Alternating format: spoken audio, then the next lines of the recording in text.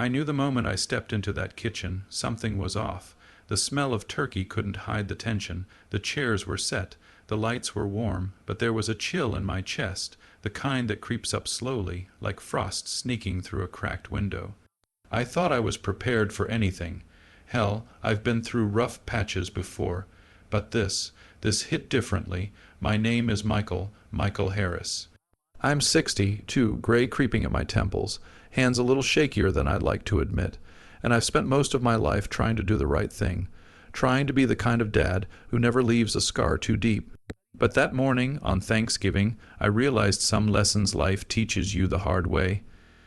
I had come over early, like I always do, carrying a pumpkin pie in one hand and a casserole in the other, hoping to start the day with a little warmth, a little laughter.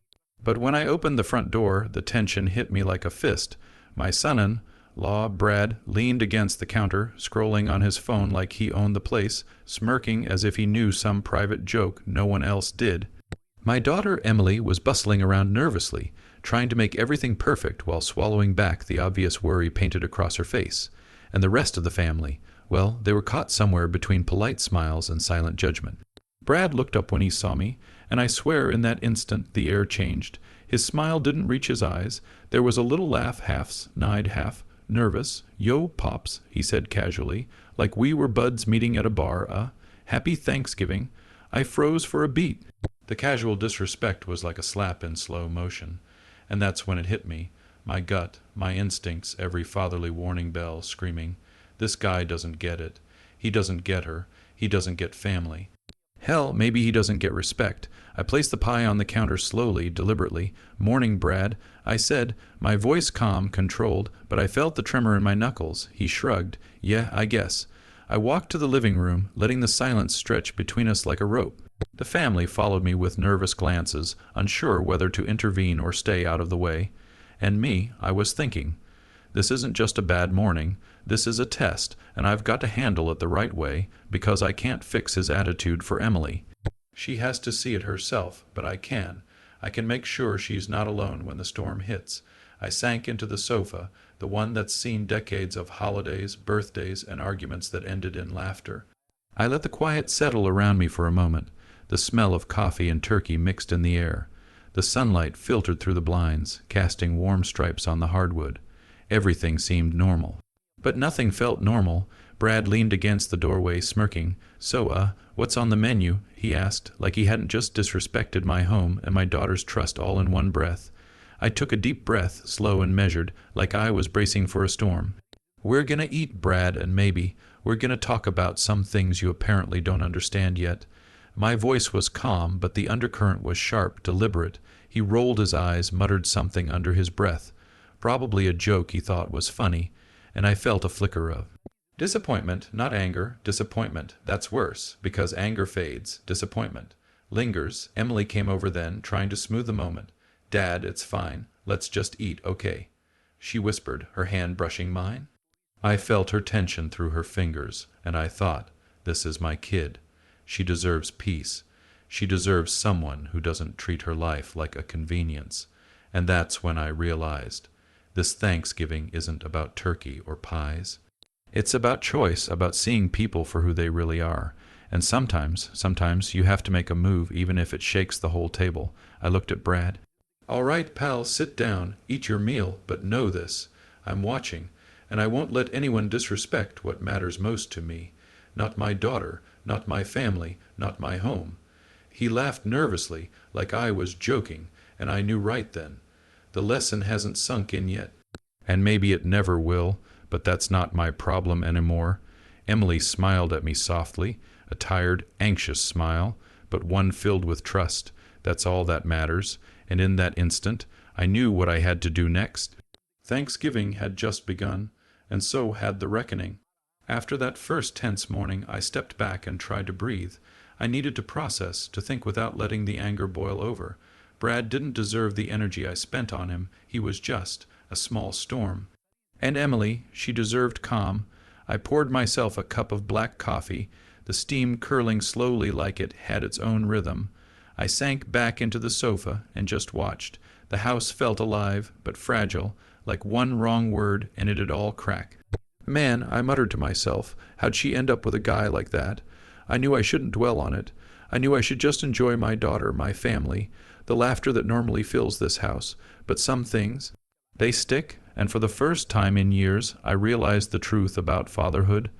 It's not just keeping your kids safe, it's seeing the danger they don't see yet. I tried to distract myself, walking through the living room. The sun was hitting the hardwood floor just right, casting long shadows. The turkey smelled like home, like nostalgia wrapped in brown paper and butter.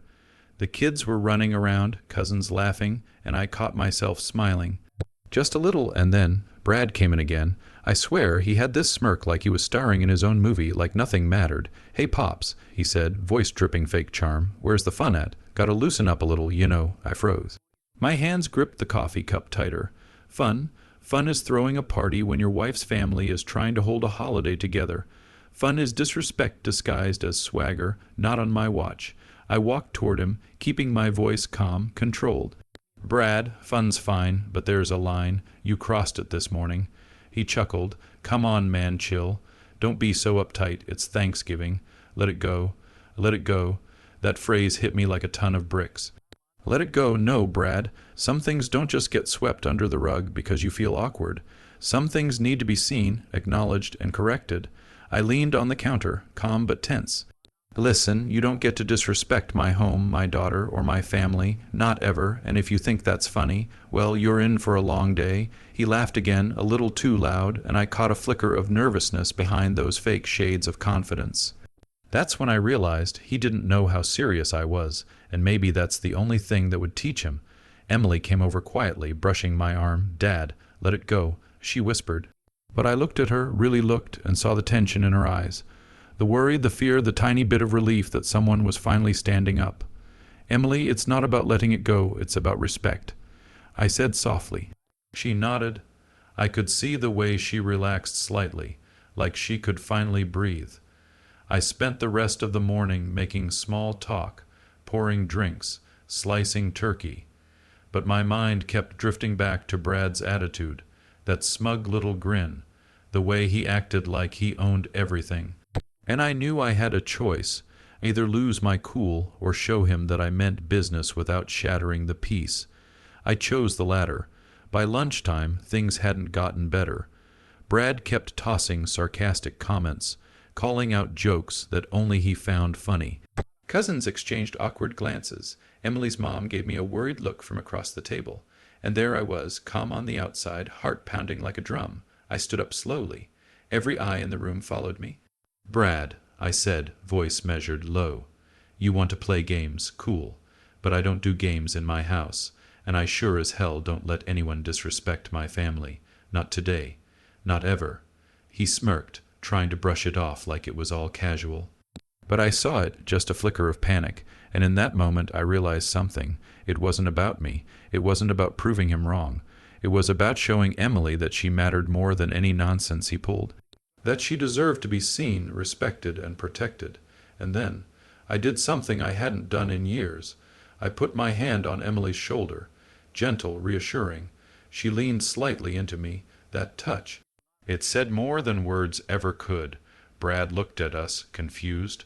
"What's this, man?" he said. I shook my head. "This is called family. Something you apparently forgot the meaning of." A silence fell, not the awkward kind. The kind that tells a story without anyone saying a word, and in that silence Emily smiled faintly, not because Brad was scared, not because I said anything particularly clever. She smiled because she felt safe, because she realized someone had her back. And in that moment I realized that's all a dad really wants on Thanksgiving. Not applause, not thanks, not even recognition. Just to make sure the people you love feel protected, even when the world acts like it doesn't care. Brad didn't get it, and maybe he never will, but Emily did, and that's all that mattered. By the time dinner was over, the tension hadn't disappeared, but it had shifted.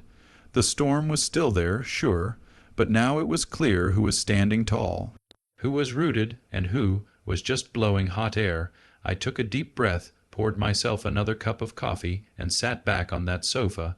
My eyes met Emily's across the room. No words were needed. She knew. I knew, and that was enough to get through the day. The next morning the house was quieter, but tension still hung in the air like humidity before a storm. I sat at the kitchen table, nursing my coffee, staring out the window at the bare trees swaying in the crisp November wind. Man, I muttered under my breath, how did it even get this messy? I thought about Emily, my baby girl, my heart walking around outside my chest, trying to navigate life with a man who clearly didn't see her worth.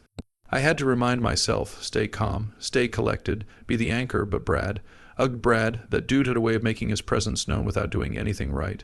Always smirking, always leaning in like he owned the room. And the worst part, Emily used to laugh at it, not now, not anymore. I stood up, stretched, and walked through the living room. Sunlight pierced through the curtains, painting golden stripes on the floor. I could hear my own heartbeat in the quiet. That rhythm reminded me I was alive, that I could still fight the small battles that mattered most.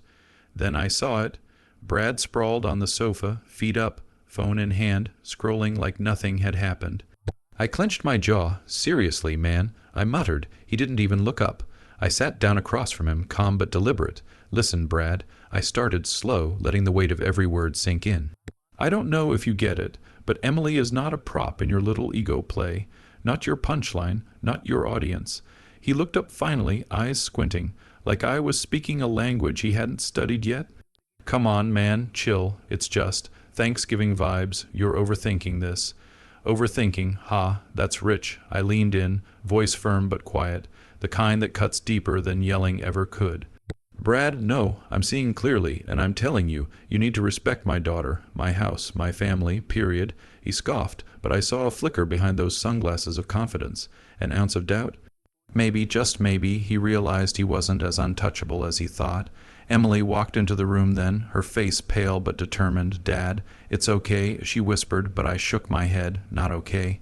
Not yet. She needed to see that boundaries mattered, that strength came in calm, not chaos. I placed a hand gently on her shoulder. Emily, look at me. You don't need to tolerate this. Not today. Not ever. If someone can't show you respect, they don't get a seat at your table. Simple as that. Her eyes glistened, but I saw the gratitude in them, the tiny spark of empowerment. That moment reminded me why fathers exist. To guide, to protect, to silently fight battles that might never be written about in stories. Brad tried one last jab. You're too uptight. Pops. Lighten up, will ya? I smiled, not a happy smile, not a smirk, a knowing, calm smile. Brad. I've spent decades learning the difference between fun and respect. Guess what? You're failing both. The silence that followed was thick, heavy, but clean. The kind of silence that says, lesson delivered. No yelling, no drama. Just truth laid bare. I turned back to Emily, who gave me a small nod. No words. No apologies, just understanding. That was enough. That connection, the unspoken bond, is what mattered. I watched her retreat to her room, feeling a weight lift slightly from the house.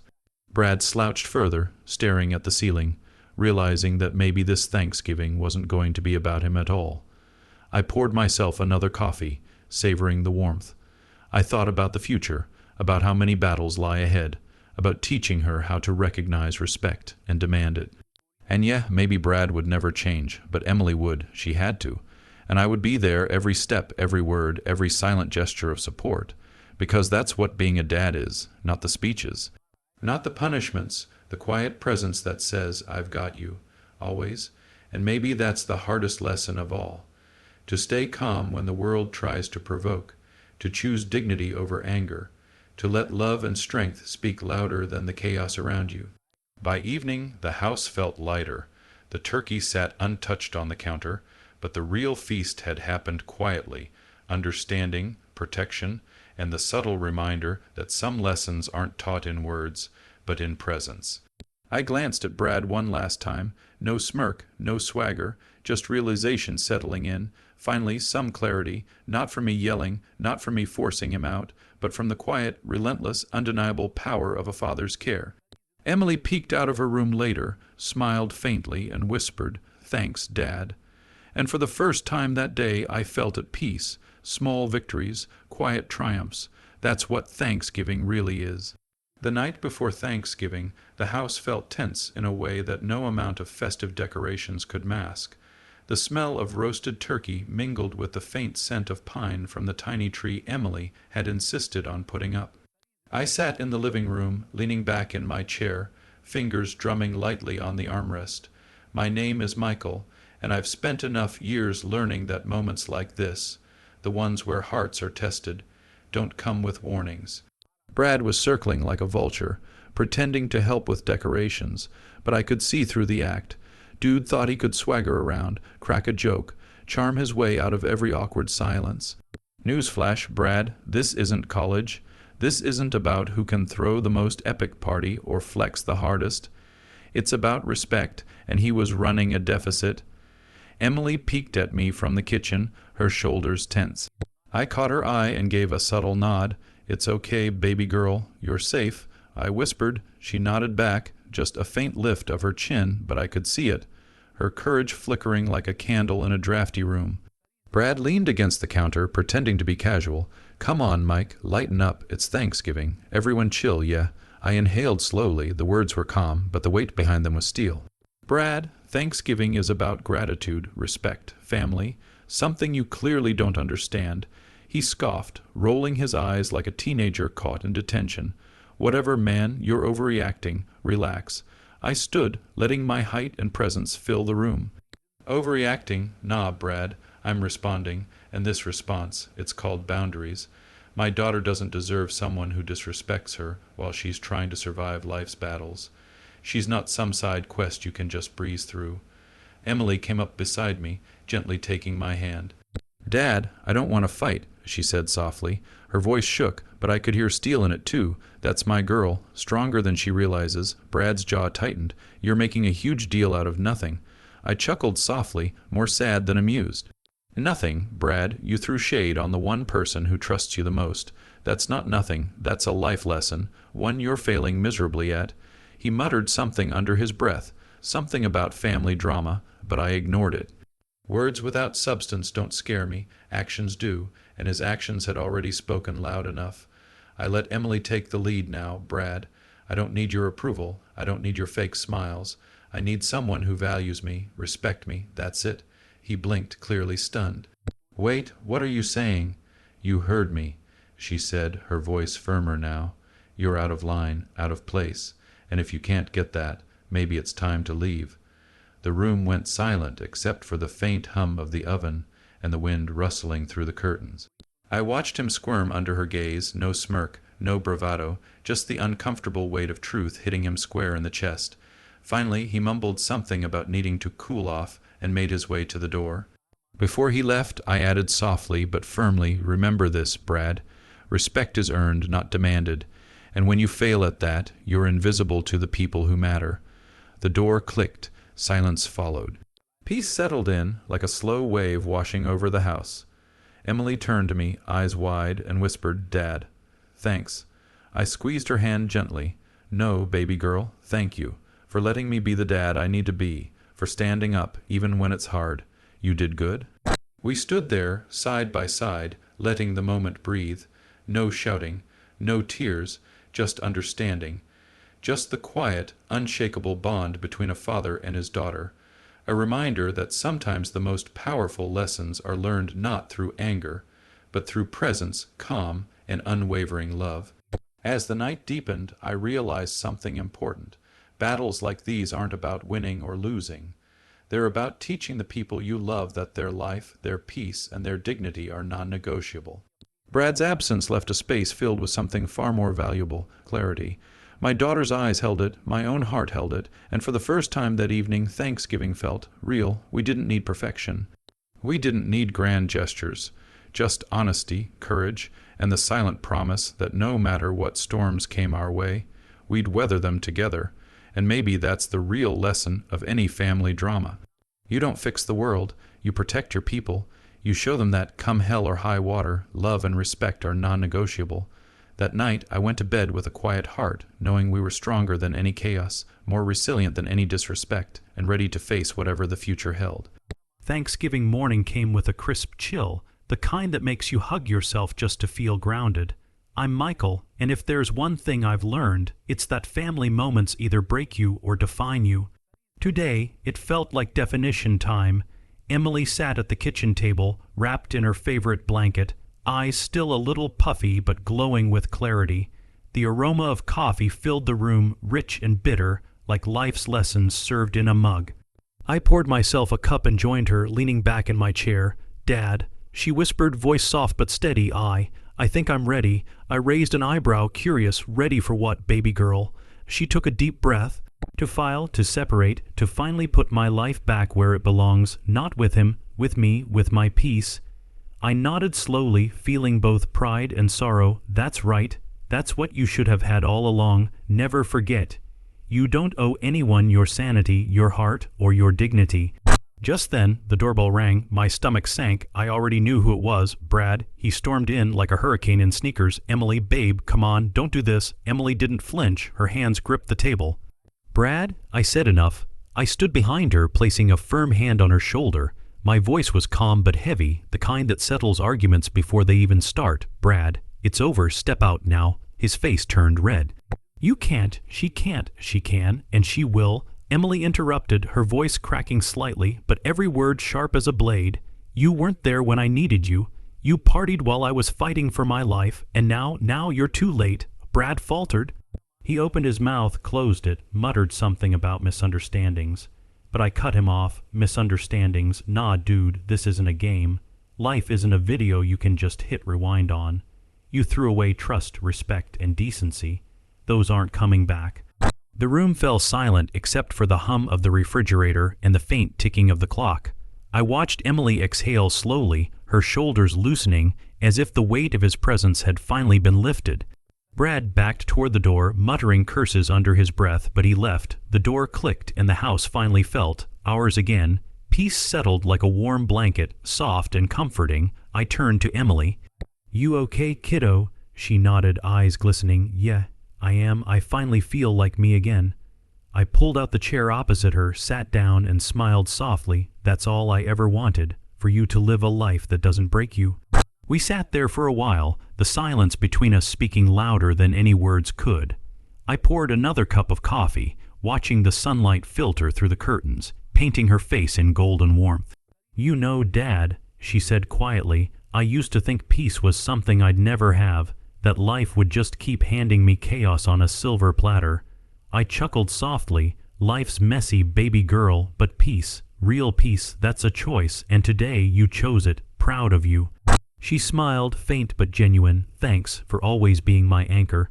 I reached across the table, holding her hand, "Always, no matter what. You're my heart, Emily, and hearts deserve respect." The rest of the day passed in quiet routines, folding laundry, sipping coffee, laughing softly at silly TV shows. No shouting, no drama, no pretending, just life in its simplest, purest form. Weeks later, she filed for separation officially. I didn't celebrate, didn't gloat, just supported her every step. She moved into a small apartment nearby, furnishing it with little treasures and memories that belonged to her, not to anyone else. As for Brad, never heard from him again, not because I wanted revenge, but because he had already lost the only thing that mattered, her trust. That night, I sat alone in the living room, the house quiet, warm, and safe.